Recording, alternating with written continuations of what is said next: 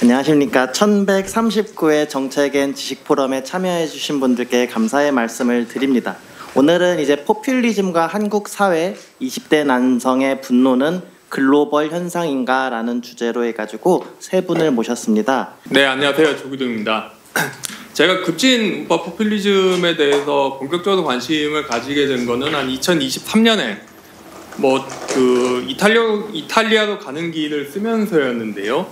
한국 정치가 어디로 갈까 쭉 조사를 하다가 결국은 이탈리아 같은 모델로 가지 않을까 하는 생각을 하게 됐습니다. 이유는 여러 가지 이유가 있는데, 하부 구조에서 이른바 사회복지하시는 분들이 남유럽형 사회라고 이야기한 남유럽형 모델이라고 하는 이중 노동시장, 그 다음에 이중 복지 구조, 자산 기반 복지. 이게 자산 기반 복지가 별게 아니라 다들 집안채가 노후 대책 수단인 그런 거거든요. 그 다음에 어떤 가족 중심의 사회 안전망들, 이런 것들과 함께 이탈리아 사회가 기존의 정치 질서가 92년도에 몰락하고 92에서 94년도에 그 자리를 베를루스코니, 그 다음에 북부동맹, 그 다음에 지금 이탈리아의 형제단의 원류라고 할 수 있는 AN 민족동맹이 그 자리를 채웁니다. 우파들이 셋 다 급진 포퓰리즘이라고 할 수 있는 것들이거든요. 약간 그런 것들이 되면서 기존 정당이 무너진 자리에 어떻게 급진 우파 포퓰리즘이 채워지나, 제도화의 사례에 대해서 좀 이야기를 했었는데, 이게 굉장히 좀 글로벌 흐름이 되는 거고, 어느 정도 좀 이게 모든 나라들이 다들 제각각의 형태를 띠고 있기 때문에 일반은 어렵지만은 좀 비교 정치학적인 시선을 통해서 내지는 서로 어떻게 좀 요인들이 작용하고 있나, 서로 좀 일화적인 예를 중심으로 해가지고 좀 이야기를 해볼까 합니다. 네, 첫 슬라이드에서 보여지는 거는 크게 4개의 사진 그냥 갖고 왔는데요. 맨 왼쪽 앞은 그 탄핵 반대 시위를 광주에서 했었을 때 밀양에서 있는 청년단들이 와가지고 시위하는 건데, 재밌는 게 한 6명짜리 사진인데 전부 다 남자입니다. 네. 그 다음에 오른쪽 위는 독일의 AFD, 독일을 위한 대한 시위인데, 이것도 대부분 독일계 남성이고 여성은 소수고요. 왼쪽 아래는 찰리 커크가 어느 대학 가가지고 찍은 걸 텐데요. 이 또한 젊은 백인 남성 위주죠. 그 다음에 오른쪽 아래가 이게 대선 끝나고 했을 텐데, 대선 끝나고 이준석 개혁신당 대표가 대학생들하고 간담회를 하는데, 이 또한 20대 남성입니다. 두 가지인데, 일단은 급진 포퓰리즘, 세 가지 지점입니다. 하나는 급진 포퓰리즘이 왜 부상했나, 두 번째는 왜 20대는 급진 포퓰리즘에 대한 가장 유력한 지지 집단이 되는가, 세대적으로. 그 다음에 세 번째는 그 중에서 왜 좀 더 남성이 여성보다 좀 더 유인력, 그쪽에 대한 친화력을 갖고 있는가. 세 가지 지점에 대해서 주로 좀 이야기를 해보려고 합니다. 일단 좀 최근 사례를 이야기를 좀 끄집어 오면은, 이게 영국 정치 이야기를 좀 갖고 오는데요. 이게 지금 보여드리는 거는 여론조사 회사 입소스가 2015년부터 25년 6월까지 각 정당 지지율을 쭉 여론조사한 겁니다. 크게 두 가지죠. 하나는 보수당이, 컨저버티브가 급격하게 몰락했다는 거, 2020년부터. 두 번째는 이제 노동당이 보수당의 빈 공간에 특히 중도 영역에서 치고 갔다가 최근 들어서 굉장히 빠르게 무너지고 있고, 그 사이를 이제 리폼 UK라는 우파 포퓰리즘 정당이 채우고 있는 건데, 여기서 재밌는 거는 리폼 UK뿐만 아니라 녹색당 같은 정당도, 대한정당도 커지고 있다는 겁니다.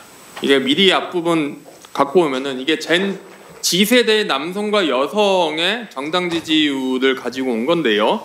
이게 조사 시점이 올해 아마 중순일 거고, 폴리티코에서 맡기는 건 텐데, 맨 왼쪽이 남성, 오른쪽이 여성입니다. 그리고 밝은 파란색, 하늘색이 리폼 UK인데, 오른쪽이 남성, 왼쪽이 여성이죠. 하늘색이 리폼 UK인데, 리폼 UK에 대한 지지가 남성이 26, 여성이 21입니다. 그런데 재밌는 게, 녹색당이 최근 2024년 선거부터 급부상을 하고 있는데, 녹색당에 대한 지지, 그러니까 그린파티에 대한 지지가 G세대 여성을 중심으로 일어납니다. 여성이 26, 남성이 16입니다. 그러니까 서로에 대한 이탈 메커니즘은 분명하지만은 이탈의 방향이 어디로 가느냐가 좀 차이가 좀 나지 않나 이런 생각을 하는 거죠. 그 다음에 결국은 요즘 좀 이야기 많이 되는 게 찰리 커크 이야기를 할 수가 한번 하고 넘어가고 싶은데 이게 트럼프가 왜 2024년에 그렇게 크게 이겼느냐 몇 가지 이야기를 해볼 수가 있는데 재밌는 게 그쪽의 선거 캠페인의 방향 중 하나가 캠페인이 진행되면 될수록 40대 이하의 백인 남성을 핵심적인 동원 대상으로 캠페인에서 설정을 합니다. 그러면서 예전에 트럼프가 호소하지 않았던 계층을 가려고 그러고 뭐 존 로건이던가요? 제가 이름이 정확하지 않을 수가 있는데 뭔가 게임 이야기하고 이런 약간 우파 성향의 유튜버, 팟캐스트들 집중적으로 돌아다니기 시작을 합니다. 그러면서 이제 트럼프가 압승을 하게 되고 찰리 커크라는 사람은 40대 미만 젊은 남성에 대한 동원의 기재 내진 동원의 상징이었던 것이죠. 하지만은 이게 결국은 이게 문제가 미국에 대한 결과인데 이게 결국 G세대의 동원이 급진 우파 포퓰리즘 정치 세력의 주된 전략이지만은 이 사람들이 완전히 우파로 돼 있느냐 내지는 이 사람의 어떤 이데올로기적 기반 내지는 지지 기반이 단단하느냐 보면은 또 그것도 보면 묘하게 또 보면 그게 아닙니다. 왜냐하면은 변동성이 굉장히 크기 때문이죠. 저 그래프에서 맨 오른쪽에 있는 것이 이코노미스트에서 갖고 온 건데 유고부 여론조사 자료고요. 트럼프에 대한 지지율이 가장 빨리 빠지기 시작한 게 30대 미만의 젊은 계층입니다. 굉장히 유동성이 큰 집단인 거죠. 이런 행태들을 보이고 있고요. 일단 그 다음에 한국의 경우도 뭐 잘 아시겠지만은 2020 올해 대선이 어떤 젊은 세대들의 어떤 기성 정당에 대한 반감을 굉장히 좀 많이 보여주는 거죠. 첫째는 20대, 30대 남성의 국민의힘과 민주당에 대한 동시 이탈을 보여줍니다. 이거는 민주당 이탈도 이탈이지만은 되게 굉장히 재밌는 건 국민의힘에 대한 이탈도 굉장히 셉니다. 이탈 강도도 세고 이건 이준석 지지로 귀결이 됐는데 재밌는 거는 사실 개혁신당이 캠페인을 처음 시작했을 때 이 정도로 20대, 30대의 결집력이 강할 줄은 미처 예상치 못했다는 겁니다. 이게 굉장히 어느 정도 생각은 했지만은 실제 캠페인을 진행했던 사람들의 입장에서는 이것보다 훨씬 더 강한 이탈 강도가 나타났다는 게 25년의 대선의 특징이 아닐까 싶고요. 두 번째는 많이 간과되는 게 2030 여성들도 만만치 않게 보수화가 됩니다. 민주당을 이탈하죠. 그러니까 요즘 여론조사 데이터를 돌려보면 저 대선 데이터지만은 요즘 여론조사 데이터를 돌려보면은 그냥 보수 진보 이데올로기를 측정하는 방식이나 아니면은 민주당에 대한 지지나 현 정부에 대한 지지를 측정하는 방식으로 두 가지 지표를 보면은 20대 여성의 보수화 정도가 한 30대 남성 수준 정도는 됩니다. 예, 굉장히 좀 많이 보수화가 돼 있죠. 그러니까 이런 형태를 보여주고 있습니다. 하지만은 역시 유동화되어 있는 건 좀 비슷한 양상이고요. 그렇다면은 제가 맨 앞서 던졌던 질문들을 좀 추격하면은 다음과 같은 좀 이야기를 해볼 수 있을 것 같습니다. 첫 번째는 왜 청년 남성은 급진적인 우파 포퓰리즘에 훨씬 더 쏠리고 있는가? 한국뿐만 아니라 글로벌하게.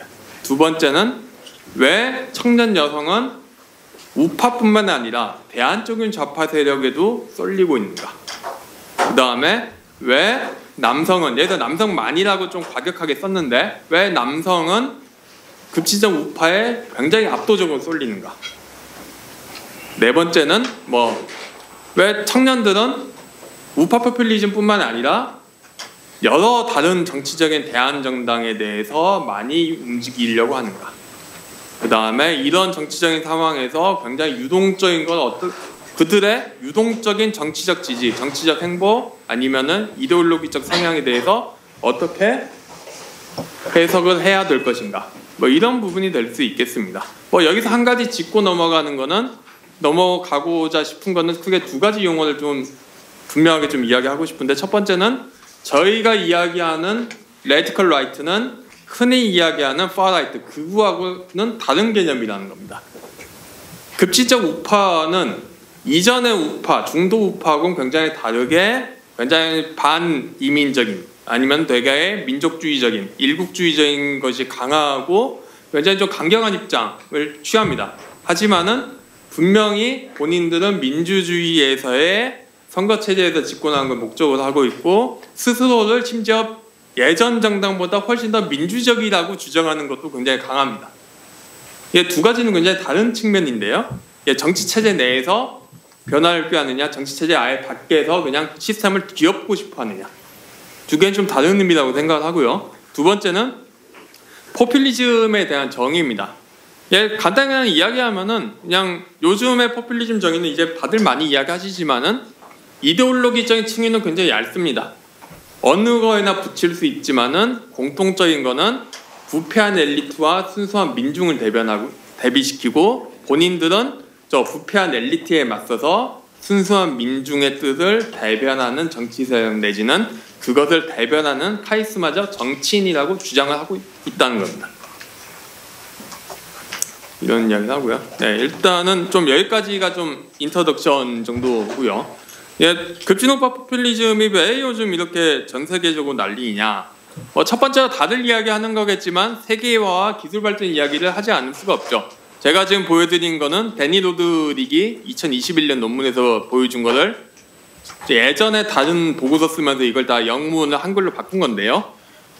이걸로 해서 전통적인 안정적인 경제적 기반이 무너지는 계층이 존재하고 이런 계층들이 문화나 인종적 태도나 사회적 정체성에 따라 가지고 굉장히 포퓰리즘 쪽으로 움직이는 경향이 나타난다는 겁니다. 하지만 여기서 중요한 거는 그러니까 핵심적인 매개항으로서 제가 강조하고 싶은 거는 이 사람들이 느끼는 거는 예전에 본인들이 갖고 있었다고 생각하는 일종의 사회계약이 무너졌다는 인식입니다. 가령 트럼피즘 지지하는 중서부의 백인 같은 경우는 예전에 뉴딜의 본인이 핵심적인 구성원 중 하나였는데 뉴딜 질서에서 완전히 벗어났다고 생각하는 게 크겠죠. 마찬가지로 누구나 잘 살 수 있다는, 누구나 어느 정도 삼민주의적인 아니면은 경제발전의 산업화의 과실을 어느 정도 가질 수 있다는 거기에 대한 사회계약이 무너졌다는 게 굉장히 크게 됩니다. 그리고 여기에 대한 사회계약의 Y를 일국주의적 또는 민족주의적 동원으로 풀게 되는 거죠. 왜? 본인의 문제적인 상황이 세계화나 기술 발전으로 인해서 벌어졌다고 생각하니까요. 여기서 이제 유념해서 봐야 될 게, 저는 이제 한 교수님이 뒤에 코멘트하실 이쪽에 대해서 코멘트를 되게 유익한 코멘트를 많이 해주셨는데, 결국 이러한 어떤 경제적인 탈구 현상이 어떻게 해서 포퓰리즘이라는 구체적인 정치 행태로 발전하느냐의 그 과정입니다. 매경입니다. 그래서 먼저 좀 제가 들고 온 게 그 사회사 고전이라고 할 수 있는 에드워드 파머 톰슨의 영국 노동계급의 형성을 좀 들고 와봤는데요. E.P. 톰슨의 같은 경우 이게 노동계급의 형성 시기를 굉장히 일찍 잡습니다. 19세기가 아니라 오히려 17세기로 잡고 있고, E.P. 톰슨이 강조하는 거는 예전의 관념들, 예전의 시장경제가 아니라 도덕경제라는 관념, 모럴 이코노미라는 관념, 그리고 장인들의 전통, 그리고 감리교, 그 다음에 자유롭게 태어난 영국인이라는 관념들, 그러니까 예전의 문화적 유산이 무너지는 생활 세계에서 속에서 저항의 핵심적인 가치로 작용했다는 이야기를 합니다. 그렇다면 이게 사회에서 되게 이게 사회운동의 핵심적인 기제 중 하나인데, 그렇다면 요즘의 급진우파 포퓰리즘도 마찬가지 이야기를 할 수 있지 않을까 하는 게 저의 이야기입니다. 저의 관점입니다. 제가 생각하는 급진우파 포퓰리즘이 분출한 이유 중 하나는, 요즘에 급격하게 분출한 이유 중 하나는 예전에 갖고 있던 어떤 사회 계약이 무너지고, 특히 유럽에서는 어떤 복지국가라는 관념이 무너지기 때문이죠. 대표적으로 이제 스웨덴 같은 경우, 스웨덴이 요즘 이제 스웨덴 민주당이 2위로 굉장히 의제를 주도하고 있는데, 스웨덴 민주당이라는 극우정당 또는 급진 우파 정당의 부상은 스웨덴 특유의 국민의 집이라는 복지국가 감성과 과연 떨어져서 분리해서 사고할 수 있는가? 오히려 복지국가 국민의 집이라는 관념이 무너지게 되면서 나의 세계가 무너진다는 그런 게 반이민 정서, 반외국인 정서, 그리고 법질서에 대한 희구로 나타나고 있지 않은가. 뭐 이런 거에 대한 거를 좀 봐야 된다고 생각을 하고요. 두 번째는 예전의 그 전통을 봐야 되는 게 첫 번째고, 두 번째는 기존의 정치 질서 내지는 사회계약이 소멸하면은 그 자리를 새로운 정체성이 채울 가능성이 굉장히 큽니다. 대표적인 사례가 저 두 번 가운데 있는 사진에서 보여지는 북부동맹의 사례입니다. 이탈리아의 북부동맹이 재밌는 게 본인들에 대한 이탈리아 포강 유역에 있는 사람들에 대한 정체성을 임의로 규정을 해버립니다. 80년대, 90년대. 판다니아, 포강 유역에 있는 사람들의 어떤 독자적인 인종적인 내지는 민족적인 정체성이 있다고 규정을 하고 여기에 대해서 본격적으로 본인들의 권리를 주장하는 거죠. 이게 정치적 기민당 중심의 어떤 이탈리아 특유의 지역 간 재배분에 대한 반감과 새롭게 발명된 민족적인 정체성이 결합을 하게 되는 건데요. 이게 새롭게 분출하게 되는 정체성들이 꽤 있습니다. 대표적인 게 오른쪽에 있는 사진에서 보여주는 스페인 VOX의 카탈루니아 분리독립 투표에 대한 반대 시위죠. 새롭게 뭔가 인벤션하는 측면이 굉장히 좀 크다도 꽤 있고요. 세 번째는 이게 결국 첫 번째하고 좀 궤를 같이 하는 것이기도 한데 어떤 국내에 있는 특정한 집단, 특히 특정한 정치 세력과 밀접한 집단이나 주류라고 생각하는 집단이 본인의 정체성이 위기에 처해 있다고 생각하는 사람들이 있습니다. 그 사람들의 경우는 위기에 대한 반동으로 오히려 공격적으로 정체성을 재구성하려고 하는 경향이 있죠.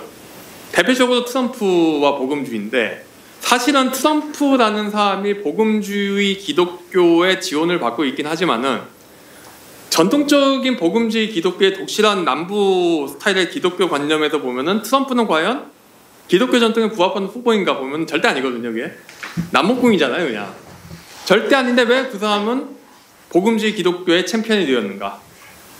결국 공격적인 정체성의 재구성이라는 프로젝트가 밑바닥에 깔려 있다고 볼 수밖에 없는 거죠. 그래서 세 가지 측면에서의 어떤 상호작용이나 복합작용의 결과로 나라마다 극진 포퓰리즘이 나타나는 양상이 굉장히 좀 달라질 수 있다.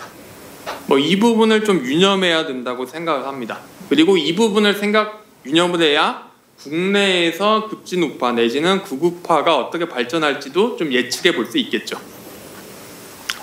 그래서 남성에 대한 이야기를 좀 더 해보면은 결국 가부장성의 붕괴를 좀 이야기하지 않을 수가 없을 것 같습니다. 뭐 가장 많이 이야기되는 거는 제조업의 쇠퇴나 기술 발전, 뭐 경제학에서 이야기하는 거는 뭐 루틴 바이어스, 경제 기술 발전인데 한마디로 가장 일반적으로 반복적인 업무를 수행하는 블루칼라 단순 조립 업무나 아니면 화이트 칼라의 그저 그런 중숙련 일자리가 사라지는 겁니다. 이러면은 결국은 남성의 퍼스트 어너로서 역할이 약화되죠. 이게 저 표에다 두 개 보여드린 거는 제가 저희 퓨 리서치에서 갖고 온 걸 텐데 미국에서 남성과 여성의 대학 졸업 이상과 대학 졸업 미만의 취업률입니다. 남성의 경우는 지지부진하거나 하락하고 있는데 여성의 경우는 점점 올라가고 있죠.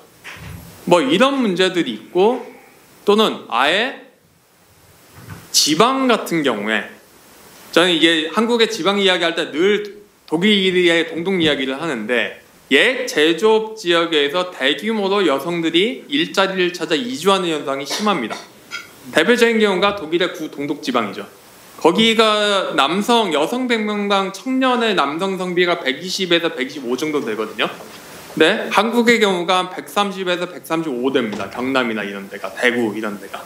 그러니까 극심한 공동체 붕괴가 일어나고 결국 이거는 제조업지대 남성에게 특히 전통적인 가부장적인 모델을 수행할 수 없다는 상황을 만들어냅니다. 뭐 미국의 경우도 마찬가지예요. 미국의 중서부 공업지대 옛날에 그 쇠퇴한 지역들을 다룬 문헌들도 보면은 공통적으로 이야기하는 게 여성들의 이주와 남성들이 일자리가 없이 가정을 꾸리지 못하고 가부장성을 더 이상 가부장적인 역할을 하지 못하는 겁니다. 결국 이 지점을 봐야 남성의 훨씬 더 레디컬 라이트에 끌리는 그 경향을 설명할 수 있다고 생각합니다. 뭐 이건 많이 이야기하는 거고요, 사실은. 그다음에 뭐 네 번째로 이야기할 게 사실은 이제 이 부분을 좀 이제 저는 좀 많이 이야기해봐야 된다고 생각하는 게 기존의 정치 질서가 무너진 게 굉장히 큽니다. 특히 급진우파 포퓰리즘이 나타나는 경우는 굉장히 공통적으로 우파의 붕괴가 있습니다. 중도 우파가 무너지면서 그 자리를 누가 채울 것이냐 문제가 있는 거고 그 자리에서 대표적에서 다들 채우는 거죠. 뭐 영국의 같은 경우도 보수당이 무너지고 그 자리를 브렉시트 찬성파가 채우고 리폼 UK가 채우는 거하고 똑같습니다. 그래서 여기서 하지만 생각해봐야 될 거는 왜 중도 좌파는 튼튼한가 첫 번째고 두 번째는 이 과정에 벌어지는 과정 자체가 중도 좌파가 점점 중산층 정당이 되는 것과 괴를 같이 한다는 겁니다. 결국 중도 좌파가 중산층 정당이 되고 우파가 부유층과 가난한 사람의 정당이 되면서 결국 유지 불가능한 지점까지 도달한 게 지금의 급진우파의 부상을 부르고 있지 않나 이런 가설을 갖고 있고요. 뭐 다섯 번째는 이제 사회운동적인 요인들 이건 결국 정치의 요인이죠. 이거는 결국 운동이 어떻게 나타나느냐에 따라 가지고 급진우파의 양상은 틀립니다. 그러니까 이 이미지는 이제 스페인의 VOX 이미지고 다들 LGBT나 페미니즘 같은 상징들을 다 쓰레기통에 쳐넣는 이미지인데요. 이건 무슨 이야기냐? 다른 유럽 지역 같은 경우 이렇게 반페미니즘을 전면에 내세우는 급진우파 정당이 없습니다. 거의 스페인이 유일한 정당이고, 그러니까 그렇다면 이거는 이게 국가별로 다른 상황을 좀 유념을 봐야 된다는 거죠. 이런 약간의 상부구조 이야기를 좀 하고 싶고요. 이거는 이제 그 영국의 입소스 자료, 여론조사 자료를 이제 좀 뜯어본 겁니다. 결국 이제 젊은 층은 노동당, 리폼 UK, 녹색당으로 분산되고 고령자 중하층이 뒤에 리폼 UK를 합류를 합니다. 그래서 리폼 UK는 이제 청년층 지지자 증가를 보면은 청년층은 재밌는 게 블루칼라는 노동당에서 많이 나옵니다. 이것도 좀 관심 있게 지켜봐야 되죠. 이게 사실 데이터가 이걸 좀 더 봐야 되는 데이터라서 그냥 이걸 가지고 더 공격적으로 이야기하기는 뭐합니다만은 좀 결국은 이 부분 그러니까 왜 노동당을 지지했던 청년들 중도 좌파의 흡입력이 있던 청년들이 왜 급진우파로 이동을 하는가 이야기를 좀 봐야 될 것 같습니다. 그 다음에 뭐 독일 AFD 이야기를 좀 하면요. 이거는 이제 2025년 자료인데요. 뭐 AFD는 남성, 청년, 봉독, 중하층, 노동계급의 정당이 굉장히 좀 분명하죠. 분명하고 직업별로도 블루칼라하고 무직이 굉장히 많습니다. 이거는 다들 알고 계시는 걸 거고요. 하지만은 재밌는 게 이게 그 최근에 유입하는 사람들에 대해서 그 독일 노동조합의 영향력이 있는 독일 경제사회 연구소에서 본인들이 갖고 있는 노동 패널로 데이터를 좀 조사를 해봤습니다. 그래서 그걸 좀 들고 온 건데요. 이게 소득이 투표에 미치는 영향을 통제를 했을 때 새로 유입되는 사람들의 대부분이 다들 대학에 가지 않는 사람들입니다. 그러니까 김나지움을 가지 않는 직업학교 출신자들이나 블루칼라, 무직자들의 정당인 거죠. 굉장히 좀 중요한 팩터라고 생각을 하고요. 그 다음에 이 사람들이 갖고 있는 공통된 요소가 무엇이냐? 결국은 불안과 하락의 공포입니다.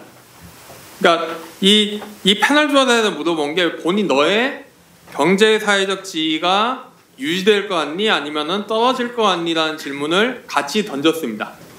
그래서 두 개를 교차해서 보면은 사회 경제적 지위를 유지할 수 없다고 생각하는 계층일수록 AFD에 대한 지지가 동일 직업인 학력에서도 굉장히 높아집니다. 특히 고소득층 같은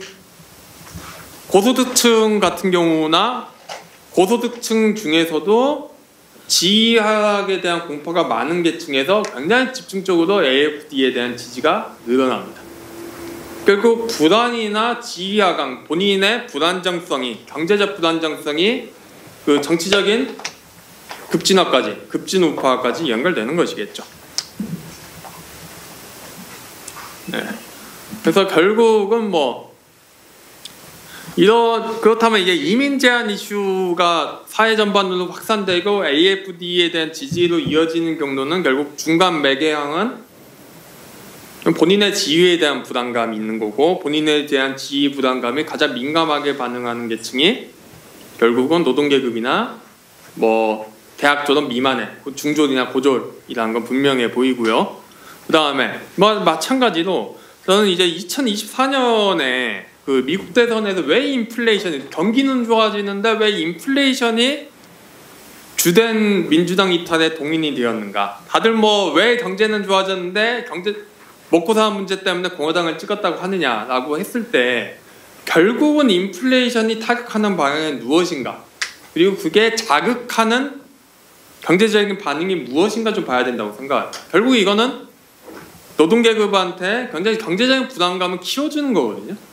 그 부담감을 키워주는 요인이 그 사람들이 민주당이 경제를 못했다고 느끼는, 굉장히 어떤 거시경제적 요인보다 좀 더 계층적인 경험에 가깝겠죠. 그런 거를 좌우했다고 생각을 합니다. 네. 개별적으로 그래서 이제 재밌는 건 이제 이 사람들이 다른 이슈에 대해서도 거의 모든 사회 변화가 본인들에게 피해를 입힐 거라고 생각하는 게 AFD 지지자의 특징입니다. 이민이나 난민뿐만 아니라 디지털화, 기후변화 등등등 거의 모든 이슈에 대해서 마찬가지로 이 사람들이 독일이 더 나은 곳으로 발전하고 있는가라는 질문에서도 압도적으로 부정적입니다. 다른 정당 지지자에 대해서. 결국 레디컬 우파, 급진 우파의 원동력은 어떤 부담감이라고 할 수가 있겠죠. 지휘학이나. 이제 좀 국내 이야기를 좀 해보겠습니다.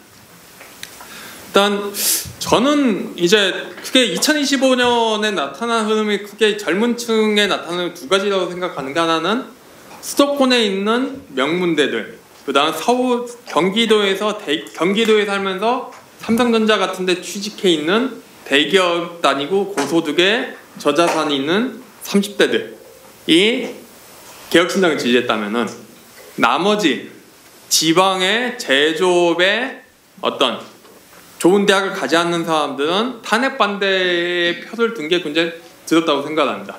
제가 지금 보여드리는 거는 제가 2025년 1월에 한국리서치를 통해 가지고 제가 다니고 있는 민컨설팅하고 그 정한월 박사님하고 같이 해가지고 조사를 한 건데요.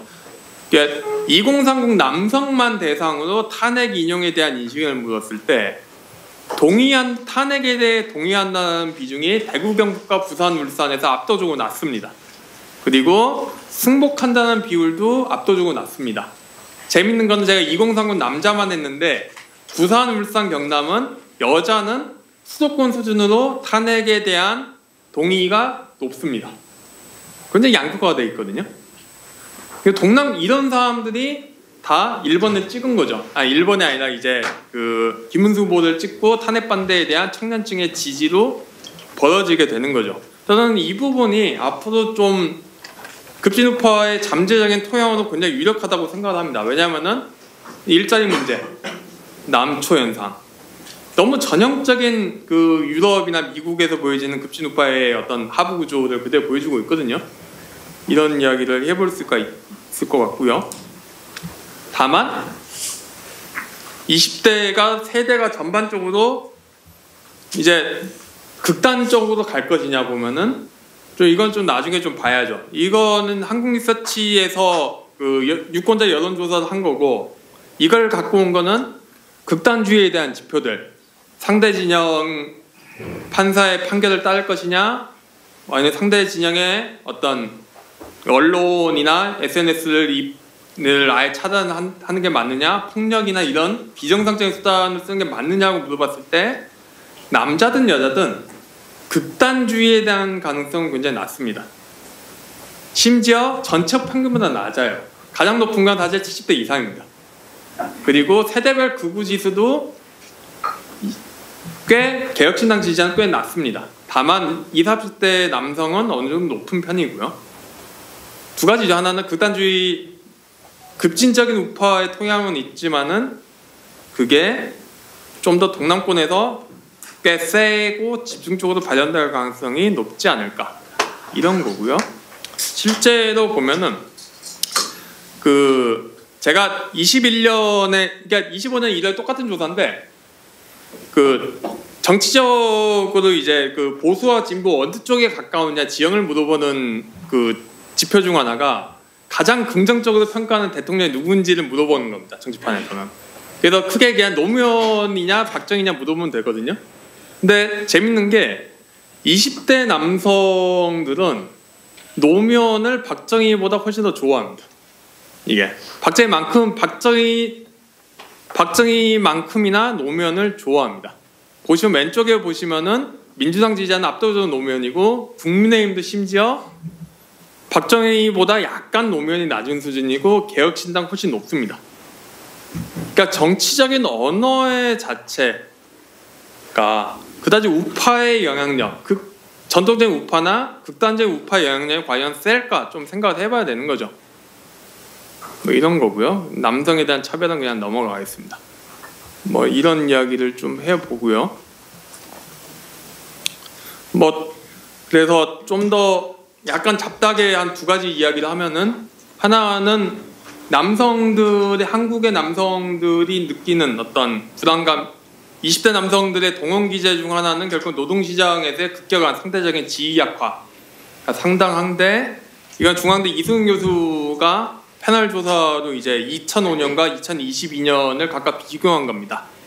그러니까 이승훈 교수 같은 경우는 고용임금 사회보험을 가지고 불안정성을 각각 측정을 하는데, 그러니까 20대 여성의 경우는 예전에는 굉장히 안 좋았었는데 꽤 많이 개선이 됩니다. 그런데 재밌는 거는 남성의 경우 아주 집중적으로 매우 불안정한 그룹이 급증합니다. 노동시장에서의 상대적인 지위 약화라든가 아니면 라이더로 대표되는 플랫폼 노동이 어느 성 젠더에 집중돼서 나타나는가를 잘 보여준다고 저는 생각하고요.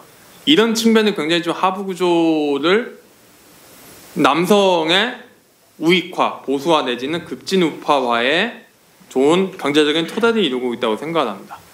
이거는 이제 이탈리아 사례인데요. 이탈리아 사례를 갖고 온 건 한국에서 적당한 사례가 아직 없어서 그런 건데, 이게 임금 격차가 35세 이하 청년하고 55세 장년 취업자 임금 격차가 계속해서 증가를 합니다.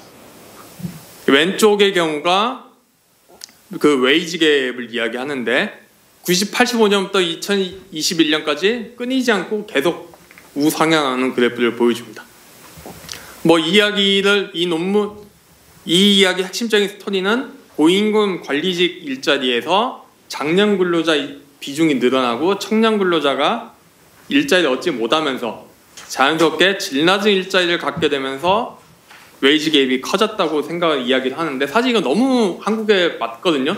제가 이 일자리 이런 유형의 산업구조 변화를 이야기할 때 매번 예를 드는 사례가 은행입니다. 은행의 경우 예전에 보면은 지점이나 이런 데 사람 되게 많이 뽑았어요. 많이 뽑고 규모를 유지합니다. 그런데 점점 사람 안 뽑죠. 왜? 일단은 금융산업에서 자동화가 되면서 자동화되고 다 모바일화가 되면서 지점 영업을 할 필요가 없습니다. 그 다음에 후선 부서에서도 더 이상 예전처럼 많은 관리직이 필요하지 않습니다. 그러면서 청년들의 비중이 점점점 줄어듭니다. 장년층의 비중은 늘어나고, 결국 이렇게 되면은 일자리 격차가 커지고, 특히 은행이 재밌는 거는 지역에서 은행들이 직업국 경상계열 학생들의 주된 괜찮은 일자리였습니다. 특히 경북대 같은 경우가 대표적이죠. 그런데 이게 다 없어지는 거죠. 이런 이야기를 되면서 결국 청년들의 불만이 계속 나오게 되는 그런 이야기를 할 수 있을 것 같고요. 32분인데 제가 3분만 더 이야기하겠습니다. 네. 뭐 한국 이야기를, 정치 이야기를 좀 더 해보고, 그냥 정치 이야기, 한국 정치 이야기를 좀 이야기해보고 넘어가겠습니다. 이거는 그냥 저는 이제 보통 이제 맨날 이야기되는 게 2030 남성만 하는데 여성들의 불만도 만만치 않은 게 첫 번째는 20대 여성들의 보수하고 두 번째는 20대 여성들의 민노당 지지입니다. 대선에서. 이 다플롯은 서울에서 행정구역별로 가로축은 개혁신당 지지율, 세로축은 권영국 민노당 지지율인데 굉장히 우상향하는 너무 뚜렷한 트렌드가 보이는데요. 뭐 스케일은 틀리지만은 결국은 다들 따져보면은 1인 가구 밀집지, 1인 가구인 여성들이 민주당은 안 찍고 민노당이나 대한정당을 찍는 영국의 사례를 보면은 영국의 20대 여성이 녹색당 찍는 것과 똑같은 일이 벌어지고 있는 거죠. 뭐 이런 거고, 그 다음에 두 번째로 이야기할 것. 결국 이제 개혁신당 지지자, 구체적으로 보면 이준석을 지지하는 2030 남자들은 급진 우파인가, 내지는 급진 우파로 발전할 수 있는가, 뭐 이야기를 할 수가 있는데, 저는 일단 이 사람들은 극단적으로는 안 갈 것 같고요. 제가 그거는 이제 극단주의 지표나 여러 가지 지표로 이야기를 할 수 있을 것 같고, 물론 급진 우파적인 요소들이 있죠. 대표적인 게 뭐 젠더 갈등 같은 새로운 갈등들 적극적으로 동원하고 있고, 포퓰리즘 형태를 보이고 있고, 사실 찰리 커크를 국내에서 막 우파들이 막 띄워주는데 이준석 씨가 지금까지 해왔던 게 되게 찰리 커크스러운 거거든요. 그냥 너희는 폭력적이고 나는 합리적인데 합리적 문제를 풀어야지 하면서 상대를 공격하는 일종의 캔슬 컬처적인 그런 이야기를 하는데, 다만 급진 우파가 될 수 있는 문화적 토양이 과연 있는가, 내지는 그 사람들이 급진 우파로 변화할 수 있는, 결국 나의 세계가 무너지게 된다는 전통적인 어떤 권리에 대한 담론이나 사회계획에 대한 어떤 이미지, 문화적인 상징이 존재하느냐 보면 그건 좀 아닌 것 같습니다. 대표적인 게 어떤 민족주의적인 동원 기제가 없을 것 같고, 두 번째로 뭐 결국은 이 사람들에 대한 주된 핵심 지지층이 중산층 남성이라는 데 있죠. 중상위층 남성이고, 이 사람들이 주로 이 사람들 같은 경우 30대, 40대의 경우는 또 본인이 어떤 가부장성에 대한 부담보다도 저자산 계층이라는 어떤 실무적인 어떤 경제적인 불만이 훨씬 더 크고요. 이건 동탄 선거에서 아주 여실히 드러난 거고, 2030 명군대 남성들도 과연 이 사람들이 본인들이 뭔가를 빼앗겼다고 주장할 수 있는가? 젠더를 이야기하지만은 뭐 이런 이야기를 해볼 수 있습니다. 다만 결국은 20대 30대의 보수화하고 급진 우파와, 그리고 나아가서 극우와는 굉장히 다른 범주로 좀 이야기해야 되는 문제가 아닌가. 그리고 오히려 저는 진짜 영남 공업지대 중하층 남성에서 나타나는 급진 우파나 이 사람들의 동원이 훨씬 더 나중에 문제가 되지 않을까, 이런 예측을 좀 해봅니다. 잠깐만요. 네. 그 다음에 한국에서 그러면 급진 우파가 나타날 수 있는가? 일단은 극단적인 건 모르겠고 급진 우파의 토양은 꽤 있죠. 첫 번째는 기존 정치 질서가 이미 무너지고 있다는 겁니다. 너무 분명한 사실이고, 소외되는 집단도 굉장히 많이 있죠. 저는 대표적으로 보여지는 게 기존 정치 질서가 무너지는 게 유동화된 유권자가 점점 더 늘어납니다. 이를 보여주는 게 2017년 대선, 2022년 대선, 2025년 대선에서의 극단적인 표심의 이동이죠. 이걸 단순하게 어떤 촛불 시위나 윤석열의 보수의 반격이나 다시 뭔가 내란 중시 프레임으로 볼 게 아니라 실질적인 유권자의 표심의 이동만 보면 굉장히 유동화가 심해진 경우거든요. 이 유동화가 어디서 발생했느냐 따지고 보면은 기존 정당 정치 질서가 좀 제대로 작동하지 않는 게 크지 않나. 그리고 기존 정당의 지지자 연합이 예전처럼 구심력이 크지 않고 굉장히 큰 원심력을 보여주고 있지 않나 하는 생각을 해봅니다. 두 번째는 결국 이 부분이 나중에 문제가 될 텐데, 중산층이라는 사회계약이 이제 무너졌다는 거죠. 이 부분은 공의 문제를 키울 겁니다. 세 번째는 포퓰리즘적인 대중동원 기제가 한국에서 굉장히 지금 많이 발명됐고 작동했고 성공 사례들이 있습니다. 그다음에 정치 지도자들도 이걸 적극적으로 쓰고 있죠.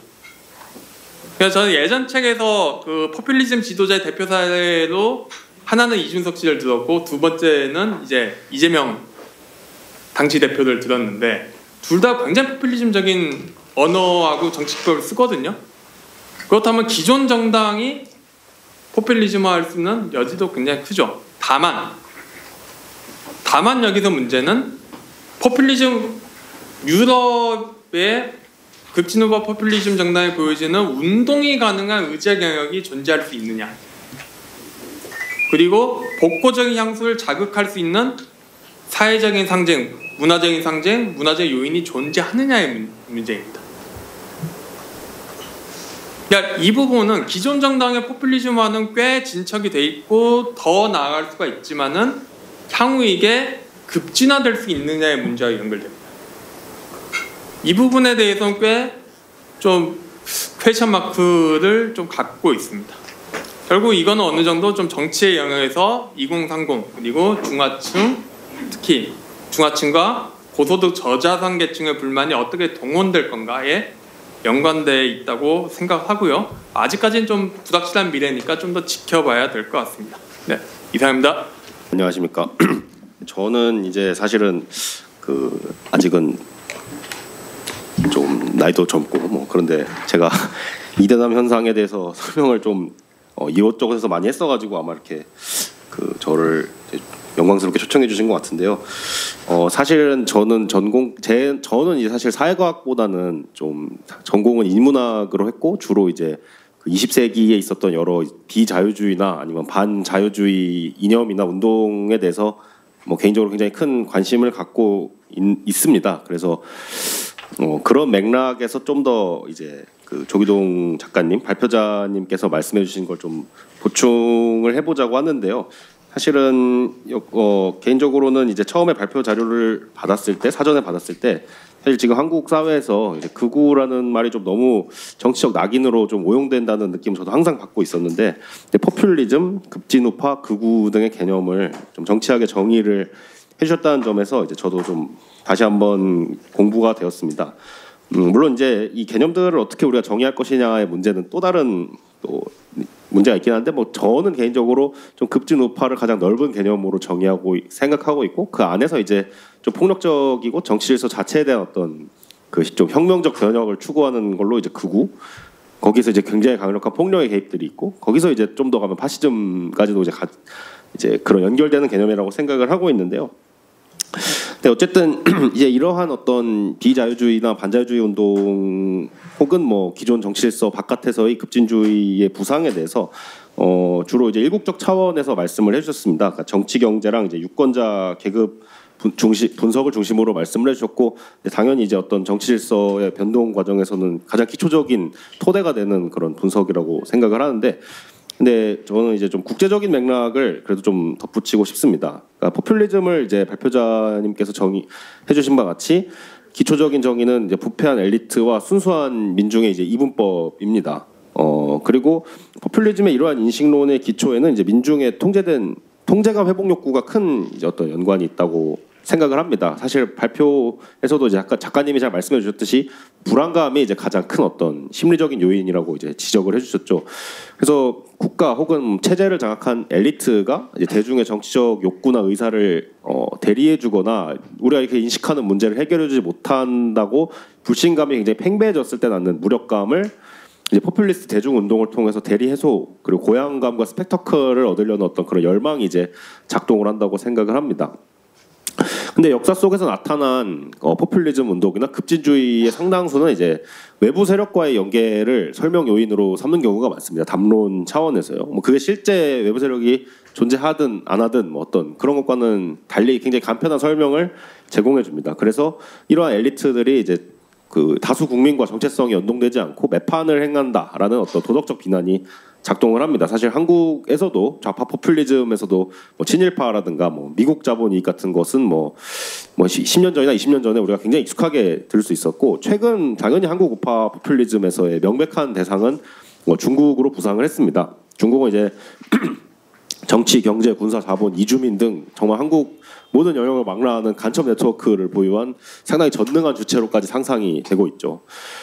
다른 나라의 포퓰리즘에서도 근데 이게 좀 일반적으로 발견되는 양상이라고 생각이 되는데요. 그 뭐 극우나 급진 우익이나 아니면은 강성 우익, 뭐 이를테면은 터키나 이제 러시아 같은 경우에는 안정적 권위주의 정부지만은 이제 그 내용 같은 경우가 이제 좀 강한 우파적인 어떤 그런 성향이 있죠.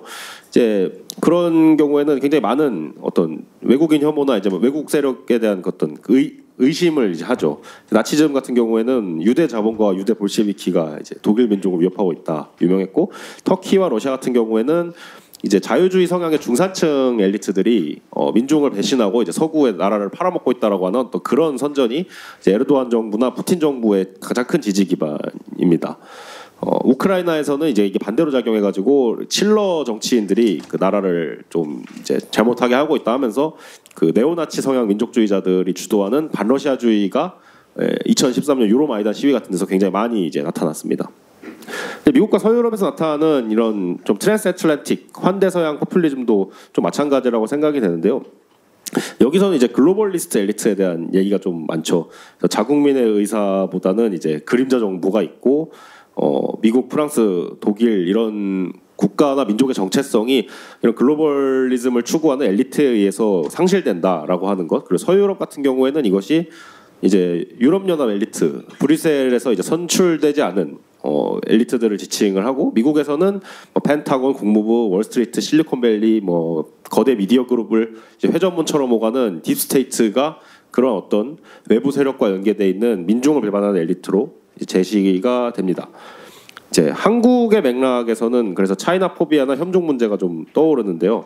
그래서 이 경우에는 이제 역시 마찬가지로 이제 작가님께서 말씀해주신 불안감과도 상통하는 얘기라고 생각하는데, 작가님께서는 이제 유권자 분석에 입각해서 이제 세계화로 인한 어떤 그런 경제적 그 어떤 타격, 그리고 사회계약의 와해 과정에서 어떤 유권자 그룹과 계층이 이제 가장 큰 어떤 불안감을 지니고 있냐라고 한다면은, 사실은 최근에 이제 어떤 소위 혐중담론은 민족 전체에 대한 쇠퇴에 대한 그 불안감이 굉장히 강한 위기의식의 언어를 만들어내고 있습니다. 현재도 이제 운동단체인 자유대학을 중심으로 이어지는 집회나 행진, 서울대 근처에서도 가끔 볼 수가 있었는데요. 이제 그런 노래나 뭐 발언 등이 굉장히 활발하게 공유가 되고 있고, 사실 이게 2024년 12월 3일 그 계엄령을 계기로 갑작스럽게 드러난 것은 아니라고 생각을 합니다. 그러니까 이제 뭐 유튜브라든가 여러 온라인 커뮤니티의 댓글창이나 그런 바이럴이 잘 되는 글들을 보면은 정말 혐중 용서가 매우 빠른 속도로 확산되고 있다는 것을 알 수가 있고, 이게 딱히 어떤 특정한 정치적인 어떤 입장에 무관하게 특히 2030 남성 내지는 이제 또 잘 지적해 주셨듯이 여성을 중심으로도 확산이 되고 있습니다. 그래서 이제 이게 뭐 소위 말하는 아스팔트 우파나 뭐 계엄령 세계관에 굳이 동조하지 않더라도 중국 위협론이라는 것이 굉장히 이제 크게 제기가 되고 있는 것이죠. 이것이 이제 그리고 이어지는 게 이제 포퓰리즘 특유의 반엘리트론과 결합을 한다고 생각합니다. 정당을 가리지 않고 중국에 매수되었다라고 하는 어떤 그런 세계관이고, 그래서 이제 이 아스팔트 운동 혹은 포퓰리즘 운동은 100% 국민을 대표하는 어떤 그런 전형적인 포퓰리즘의 담론이 양상이 나타납니다. 근데 저 같은 경우에는 또 이제 하부 구조와 유권자 분석의 어떤 중요성에 공감을 하면서도 어느 정도 임계점을 넘어가면은 이제 담론이나 상부 구조가 이제 압도적인 어떤 영향력을 발휘하는 순간이 드물지만 나타난다고 생각을 합니다. 파시즘 때 이제 그게 가장 제대로 나타났다 생각하는데요. 이제 역사사학자 마이클만 같은 경우가 이탈리아와 독일에서 정강기 유권자 분포를 한번 분석을 해봤을 때 이게 계급성이 생각보다 뚜렷하지가 않다. 그러니까 마크시스트 분석에 따르면은 이건 이제 농민, 뿌티부르주아, 룸페 프롤레타리아트 같이 불안감을 크게 느끼는 계층이 처음에 이걸 시작한 건 맞는데, 근데 이제 어느 정도 이제 유권자 그룹에서의 헤게모니가 형성이 된 다음에는 이제 종교적인 어떤 그런 배경이라든가 아니면은 1차 대전에 참전을 했냐 마냐, 그래서 전장의 가치를 숭앙하냐 마냐 등이 그런 문화적 가치가 강하게 개입을 시작을 하고, 그 다음부터는 이제는 정말 전 국민적인 어떤 지지를 얻게 돼서 이제 자신들의 계급, 종교, 사회, 정치, 뭐 문화 갈등을 다 초월할 수 있는 이제 트랜스센던털 내셔널리즘을 이제 할 수 있다, 그런 운동이다라고 하면서 정치 운동에 개입을 합니다. 저는 최근에 이제 트럼프 2기에 들어서도 1기에서 나타났던 그런 급진 포퓰리즘에서 이제 미국에서도 어느 정도 초월적 민족주의를 주창하는 그런 집단들이, 그러니까 트럼프 지지층 전체가 그렇다는 게 아니라 내부의 강경파 중에 그런 이제 일파들이 나타나고 있다고 좀 관찰이 된다고 생각을 하는데요. 그래서 한국의 경우에도 이제 여쭤보고 싶은 것은, 그러니까 전반적으로 이제 그 상류 중산층 혹은 세습 중산층 헤게모니의 탈구 그리고 반작용으로서 여러 이제 급진 우파나 이제 비제도적인 그러니까 비주류적인 어떤 우파 정치가 부상을 하고 있는 가운데 중국의 이제 제조업 위협과 추격이 피부로 체감하는 경기 위협을 넘어서 이제 에스노 내셔널리즘 정치 차원에서 위협으로 발전할 수 있는지 없는지 그리고 그 경우에 이제 정말 나쁜 상상까지 하자면은 이제 비상 조치를 통한 중국 문제 해결을 주창하는 초월적 민족주의를 추구하는 급진 우파가 계급 역학마저 잠식하는 가능성. 그러니까 20세기에는 이제 파시즘으로 들어왔었고 다른 나라들 비서구 국가들도 이런 게 많이 있었는데.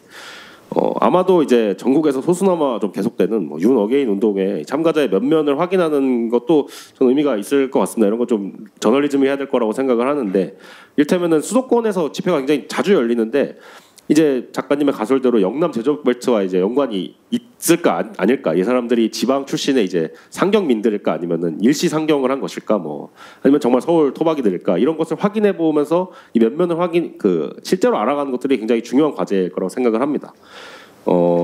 그리고 이제 마지막으로는 이게 좀 국제 연대적인 좀 측면이 있다고 생각을 하는데요.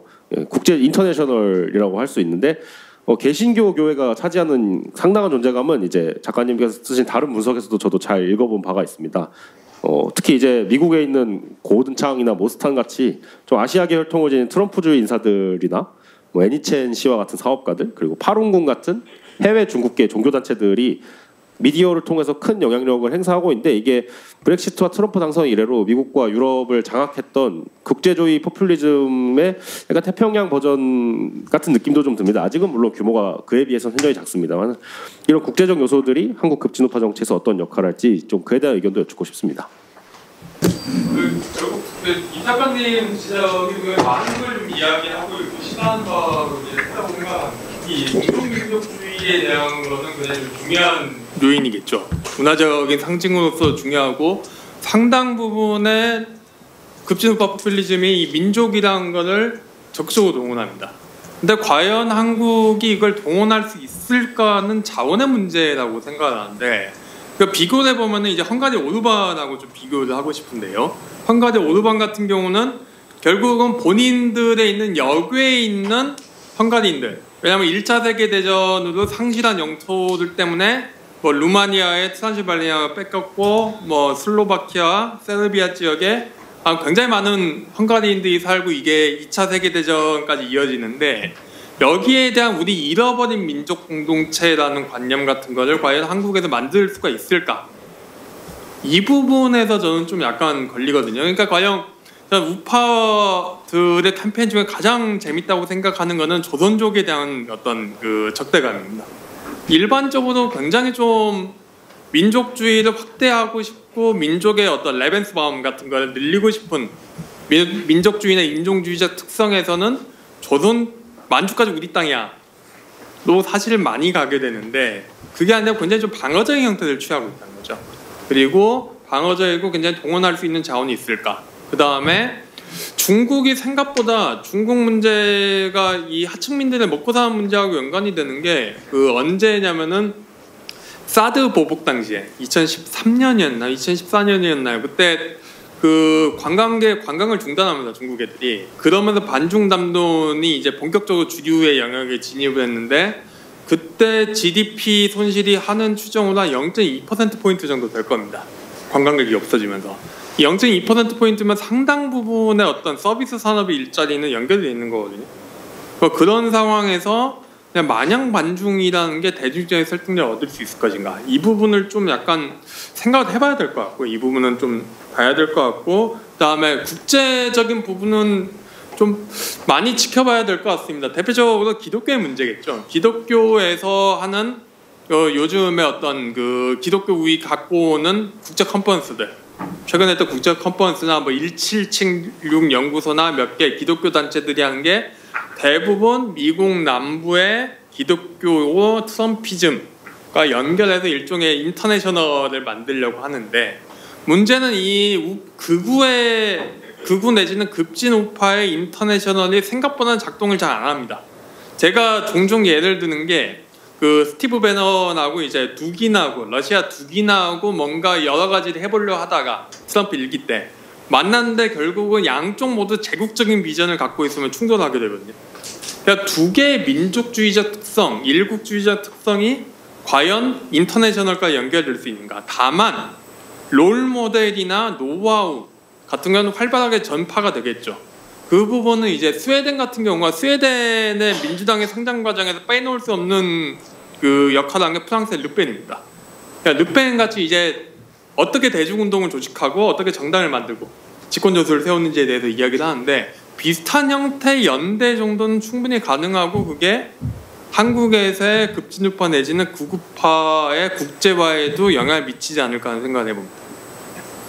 행정대학원에서 이렇게 재밌고 제 연구 주제에도 많이 관련성 있는 또 정치학자로서 굉장히 당연히 주목해야 될 현상에 대해서 이렇게 좋은 자리가 있어서 너무 좋은 것 같고 이번 주제가 우리 정책제시 포럼 그 구독자와 좋아요를 많이 늘리는 좋은 계기가 될 것 같습니다. 하나 너무 발표를 들으면서 너무 재밌게 잘 들었는데요. 제가 논문으로 쓰고 싶어서 계속 묵혀놨던 그런 그 좀 프리리미널, 그러니까 예비적인 그 분석 결과들이 있었고 이게 좀 그냥 아직 퍼블리시를 안 하고 묵혀놨던 논문들이 있는데 지금 조기동 작가님이랑 또 임 작가님이 커멘트가 사실 제 페이퍼 내용이랑 너무 밀접하게 관련돼서 한편으로 이렇게 논문을 쓰느라고 시간을 보내는 동안 이렇게 재밌게 적실하게 좋은 발표를 해주셔서 한편으로는 참 부럽기도 하고 잘 들었습니다. 그리고 조기동 작가님께서는 제 그 피드백을 이미 고려를 하셔가지고 발표를 좀 더 전반적으로 완성도 있게 해주신 것 같아서 저도 더 잘 들었고요. 제 코멘트는 뭔가 비판하고 뭐 이런다기보다는 서로 상호적 보완적인 그런 차원이 더 많은 것 같습니다. 조금 코멘트로 좀 구체적으로 들어가서 그래서 발표 잘 들었고요. 일단 발표가 다루는 주제들이 정치학자의 입장에서는 굉장히 복합적인 그리고 하나하나가 중요한 독립적인 주제들이 지금 복합적으로 다뤄지고 있습니다. 하나는 전반적인 보수화 경향이라는 것 자체도 큰 주제고 정치학자로서 파퓰리즘의 원인에 대한 것도 지금 많은 리터러처와 연구들이 있고 청년층의 남녀정치 분화도 하나의 또 독립된 연구 주제고 정치 양극화의 문제도 다루고 있는데 역시 하나의 독립된 주제고 또 오늘날 이런 정치 양극화 속에서 반민주적 행태들이 어떻게 정치적으로 정당화되는지도 요즘 또 뭐 민주적 퇴행 문제라든지와 결합해서 많은 논의가 있습니다. 그래서 이 발표문이 한편으로는 우리가 긍정적으로 보면 이런 주제들을 복합적으로 연결시켜서 재미있는 스토리를 만드신다는 것은 굉장히 훌륭한 기여라고 생각하는데 동시에 독립적으로 지금 굉장히 많은 연구들이 이루어지는 것들이 한꺼번에 다뤄지다 보니까 무엇이 중요한 원인이냐를 밝히는 데 있어서 이거는 일부분 예를 들어서 보수화를 설명할 수는 있는데 파퓰리즘의 원인에서는 좀 벌어지고 청년 분화 정치는 또 다른 문제고 뭐 이렇게 좀 복합적인 문제는 좀 있습니다.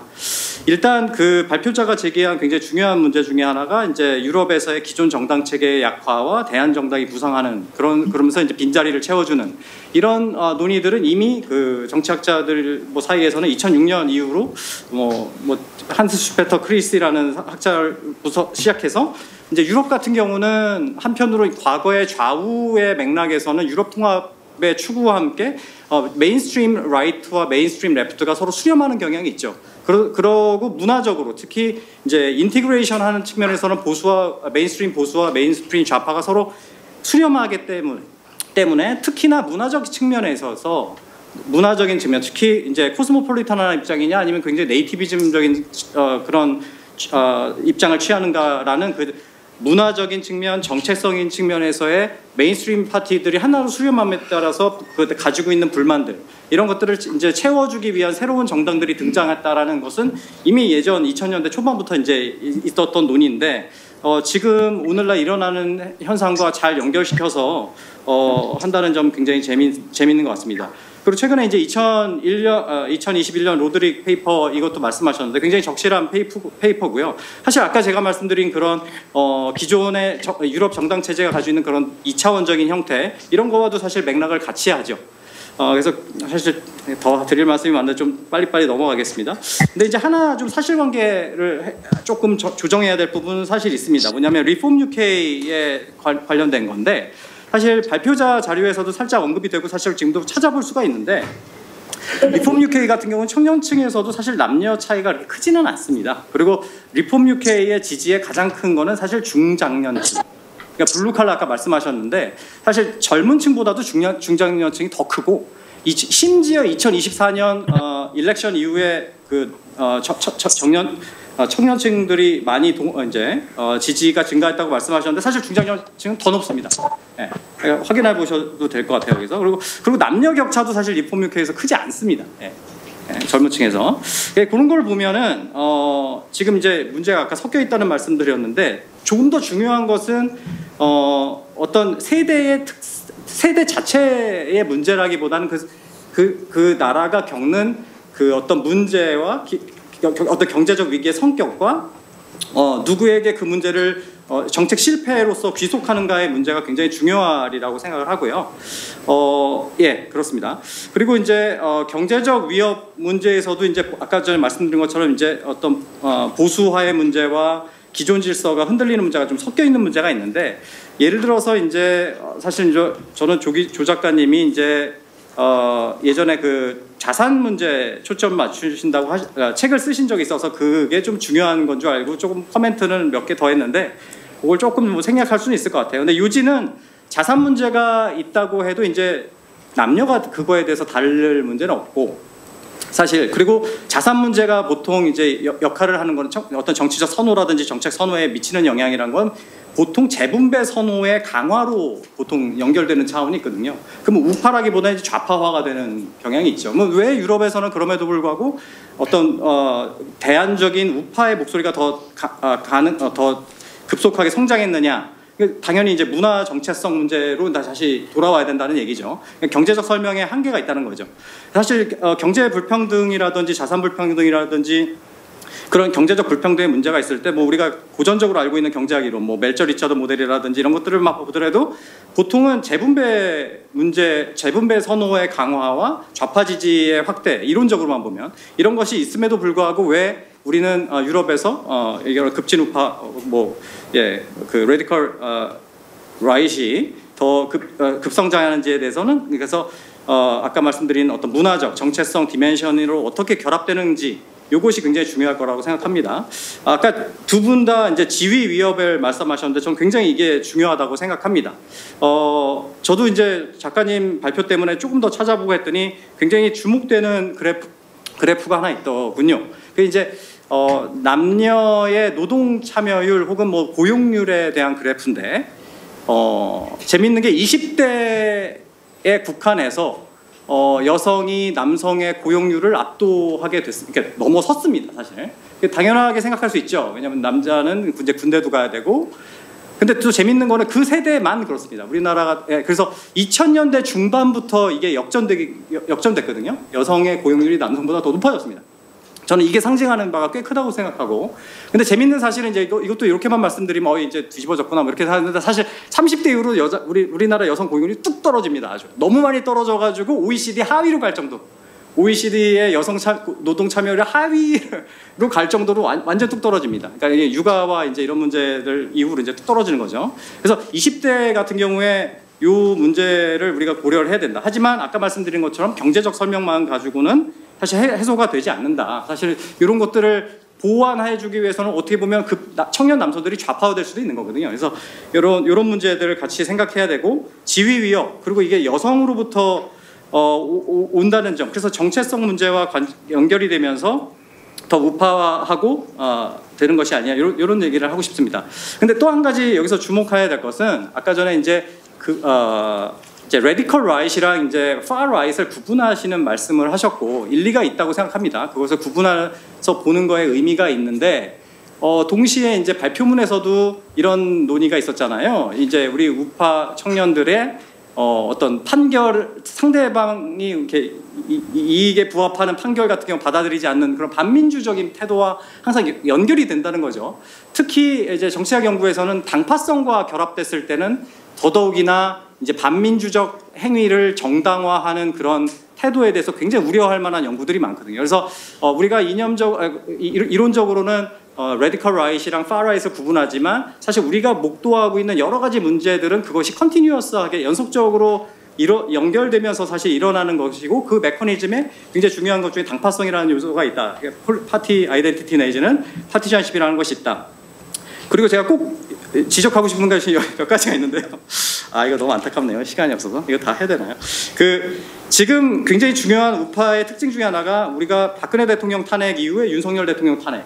이게 연속적인 정치적 패배 이후에 엄청난 잠재적 지위의 위협이 극대화되는 상황이거든요. 그래서 아까 전에 말씀하신 남녀의 어떤 경제 고용률의 차이까지도 결합시킨다면 지금 이거 엄청난 지위의 위협을 받고 있는 세력이 있는 것인데, 재미있는 것이 오늘날 정치학 연구에서 왜 어떤 국가들이 전쟁이라든지 폭력적 수단을 선택을 하는가, 협상이 아닌, 이걸 설명하는 가장 큰 이론 중에 하나가 신뢰할 만한 공약 이행의 문제가 해결되지 않아서라고 이제 얘기합니다. 우리가 많이 이제 전쟁 이론 혹은 갈등 이론에서 많이 나오는 건데, 이제 내 지위가 앞으로 미래에 상실될 거를 생각하면 미리 선제적 공격을 하는 게 낫다는 거죠. 그래서 이런 이론이랑 결합시켜봐도 굉장히 중요한 시사점이 많을 것 같아서, 지금 지위 위협의 문제는 이것만 얘기하더라도 이제 한 시간 동안 얘기할 수 있을 것 같은데, 굉장히 중요한 우리의 주목해야 될 초점이 되지 않는가. 자유민주주의 규범과 제도도 이런 합의와 공약의 문제로 이해할 수 있고, 갈등 이론과 전쟁 이론 같은 것들을 결합시켜 볼 때 굉장히 재미있는 다이나믹을 볼 수 있다. 세 가지 정도 더 코멘트 하려고 했는데요. 한 가지는 갈등 이론과 정치 양극화에서 굉장히 중요한 것 중에 하나가 어떻게 하면 이런 문제들이 해소화되고 이게 마더레이션이 일어나는가에 대한 굉장히 중요한 이론 중에 하나는 균열 구조의 특징에 있습니다. 그러니까 균열 구조가 서로 이제 크로스 커팅한다고 얘기하는데, 교차적 정체성, 즉 내가 보수적이지만 뭐 여자고, 그러면서 지역은 뭐 또 서울이고, 이러면 이제 정체성의 이 크로스 커팅이 일어나는 거죠. 근데 대구고 남자고 직업도 이렇고 뭐 이런 식으로 되면 이게 이제 재강화적 균열 구조인데, 이런 균열 구조 내지는 정체성의 구조 내지는 속성이 굉장히 또 중요하다. 이거와 함께 지금 아이러니한 것은 뭐가 있냐면, 이제 남녀 간 정치학 연구에서도 남녀 간 미혼 여성들의 진보적 태도가 조금 어느 정도 이제 일관적으로 다큐멘트가 되어 있고, 근데 재밌는 게 결혼 후에 보수화된다는 또 논문이 있거든요. 또 재밌는 것 중에 하나가 남자의 성차별적 태도가 첫 딸을 낳고서 완화된다는 연구가 있어요. 유지는 남자 여자가 이렇게 섞이는 부분, 사실 굉장히 중요한 재밌는 연구가 굉장히 많은데요. 나중에 하겠습니다. 지금 출산도 안 하고 결혼도 안 하고 연애도 안 하는 이런 상황에서 더 극대화되는 그런 측면이 있다는 말씀으로 요약을 하겠습니다. 이거 굉장히 재밌는 얘기 맞습니다. 그리고 아까 이제 청년층, 젊은 층의 유동성을 굉장히 중요하게 말씀하셨는데, 요거는 이제 원래의 최근에 역학과는 관계없이 기본적으로 청년층의 정치적 속성 자체가 정당 정체성 내지는 정치 정체성이 형성되는 시기입니다. 그래서 언제나 유동성이 가장 큰 세대인데, 왜 그러면 지금 세대가 그런가에 대해서는 아까 전에 말씀드렸던 여러 가지 지위의 위협이라든지 여러 가지를 같이 한번 생각해 볼 수 있겠죠. 그래서 제가 강조하고 싶은 것은, 근데 재밌는 연구가 최근에 있었는데, 소셜미디어가 사실 정치 양극화를 별로 심화시키지 않는다는 연구가 최근에 많이 발표됐거든요. 굉장히 좋은 연구입니다. 메타에서 전향적으로 데이터를 다 공유해가지고 정치학자들과 연구가 있었는데 굉장히 재밌는 연구였는데, 이것이 이제 놓치는 것이 하나가 뭐냐면 단기간 실험이고, 그 다음에 이미 정체성이 형성된 사람들의 정치적 견해를 절대 이제 바꾸기가 어렵다는 얘기죠. 그리고 이거는 이제 오래전 전통을 가지고 있는 미디어 연구랑도 일맥상통하는 연구입니다. 근데 이제 중요하게 우리가 봐야 될 것은, 청년기라는 거는 정체성이 형성하는 시기이기 때문에 그런 거에 초점을 둔다면, 이제 우리가 최근 나온 그런 제한적 영향력이라든지 이런 것들이 있지만, 그럼에도 불구하고 이제 정치 사회화 과정을 생각했을 때 굉장히 중요할 거다. 특히 우리나라 지금 청소년 세대들이 정치 사회화하고 자기들의 정체성을 형성하는 시기가 가지고 있는 지금 정보 언론 환경이라든지 이런 것들이 되게 주목해야 될 것이다. 마지막으로 선거제도인데요. 우리나라 같은 경우는 사실 FPTP, 그러니까 단순다수제를 채택함에 따라서 사실 그렇게 극단화되는 방향으로 대한정당이 쉽게 등장하지는 않습니다. 사실 이게 굉장히 중요한 부분이기도 한데요. 우리나라가 이제까지 비례성을 높이는 선거제도만 좋은 거고 뭔가 진보적인 거고 좋다고 생각했지만, 사실 이런 데 굉장히 긍정적인 효과가 있는 거예요. 사실 영국의 사례에서도 지금 그 리폼 UK가 지지율은 높습니다만 선거 때 획득 의석은 언제나 적습니다. 그러니까 최근에 2024년 선거 이후도 지금 언론에서 파퓰러리티 조사를 하면 높은데 아마 선거 때는 또 제한적인 효과가 있을 거예요. 선거제도가 굉장히 중요한 역할을 하는데 물론 영국 같은 경우는 이제 유럽 통합이라는 이슈를 같이 겪기 때문에 그 균열 구조와 함께 이제 선거제도의 효과를 생각하기 때문에 제한적이지만 우리나라 같은 경우는 아까 말씀하신 것처럼 대구 경북에 몰려 있는 그런 단순한 재강화적 균열 구조와 함께 다수제가 결합되는 경우에는 사실 대한 정당이라는 것이 나타나기 굉장히 어려운 상황이라는 거죠. 그래서 좀 더 조심스럽게 제가 말씀드릴 부분이 있는데 시간 관계상 좀 빨리 말했으니까 좀 말씀드렸어서 좀 이해해 주시기 바랍니다. 네, 감사합니다. 아마 지금 제가 보니까 이게 코멘트에 대해서는 약간 이게 대답을 요한다기보다는 앞으로 이런 문제를 생각해야 된다라는 차원이실 것 같아가지고요. 이제 좀 시간이 오버가 조금만 그러면 그렇게. 되게 제 입장에서 굉장히 좀 그 정착하시는 분의 유익한 코멘트였던 것 같고요. 네, 다시 한번 감사드립니다. 좀 리폼 UK 이야기를 하면은, 그러니까 한 교수님이 말씀하신 게 맞고, 그런데 제가 표에서 이야기하고 싶었던 거는 사실 그 표를 보면은 보수 정당에 대한 20대 지지율이 끔찍할 정도로 낮습니다. 그러니까 보수적인 남성들이 전부 다 이제 리폼 UK로 가는 청년들이. 그리고 남녀 격차가 그다지 영국 같은 경우가 큰 편 아니지만은 다른 나라들을 보면은 이제 남성들이 대체적으로 우파적 레디컬 라이트를 지지하는 경향이 있거든요. 그 이야기를 하고 싶은 거고 어찌 보면 리폼 UK가 좀 특이한 사례라고 할 수가 있겠죠. 뭐 이렇게 좀 생각을 하고요. 그 다음에 좀 이야기를 레디컬하고 이제 레디컬 라이트하고 파라이트 말씀하셨는데 되게 타당한 말씀이신데 다만 좀 이야기를 하자면은 그러니까 이탈리아 사례가 저는 되게 많이 눈여겨봐야 된다고 생각하는 게 이탈리아에 있는 어떤 대안적인 우파들, 레디컬 라이트들이 점점 가면 갈수록 주류 정당화가 됩니다. 대표적인 게 이 민족동맹, 지금의 멜로니를 배출한 이탈리아 형제들인데 원래 그 사람은 이제 MSI 이탈리아 사회운동 완전히 파시스트 정당이었다가 가부장제에 있는 굉장히 고전적인 우파 정당이 됐다가 점점 주류화가 되는 스토리가 있고 북부동맹도 마찬가지죠. 그래서 저는 어느 정도 그냥 파라이트하고 다르게 레디컬 라이트는 주류 정당화에 대한 게 꽤 열려 있다고 생각하는 것도 좀 봐야 되지 않을까 싶고요. 그 다음에 자산에 대한 이야기를 하면은 결국 저는 이제 자산에 대한 문제가 두 가지 문제를 야기한다고 생각하는데 자산에 대한 불균등한 문제는 결국 세대 간 갈등 양상이 벌어질 가능성이 크다고 생각합니다. 예, 첫 번째 팩터고 두 번째는 이거하고 연결이 되는데 왜 젊은 세대들이 우파화가 되느냐 특히 레디컬 라이트가 되느냐 보면 결국 예전에 삼인주의적인 국가 합의 케인지어적인 국가의 적극적인 역할에 대한 불신이 깔려 있는 거 아닌가. 대표적인 게 어떤 스웨덴의 케이스에서 굉장히 잘 드러나는 사실이고 두 개가 연결되면서 어떤 재분배에 대한 불만이 좌파 쪽으로 쏠리기보다 오히려 우파 쪽으로 쏠리게 되는 영향, 그러니까 국가에 대한 불신이 깔려 있는 거죠. 그 전에 그 매개항을 좀 고려하는 게 나을 것 같고요. 그 다음에 마지막으로 여성 이야기를 하면은 그러니까 그런 거죠. 이준석 씨 이야기를 오늘 많이 하게 되는데 결국 레디컬 라이트 하니까 이준석 씨가 노원구 선거 정말 힘듭니다. 왜냐하면은 노원구에 오피스텔 많아요. 1인 가구 많습니다. 되게 1인 가구 여성은 끔찍할 정도로 이준석에 대한 비토층입니다. 미혼 여성은. 그런데 이 사람이 기혼 여성이 되고 기혼 여성이 되는 순간 이 사람의 투표자로서의 정체성은 여성이 아니라 핵가족으로 변해요. 4인 가구 내지는 3인 가구의 맞벌이 내지는 그냥 맞벌이에 준하는 중산층으로 변하면서 프로파일의 대거 변합니다. 이게 노원에서는 안 됐다가 동탄에서 된 스토리거든요. 이 부분에 대해서 교수님 되게 잘 지적을 해주셨다고 생각합니다. 네, 코멘트 유익하게 잘 들었습니다. 네. 오늘 수고해주신 세 분께 모두 박수 부탁드리겠습니다.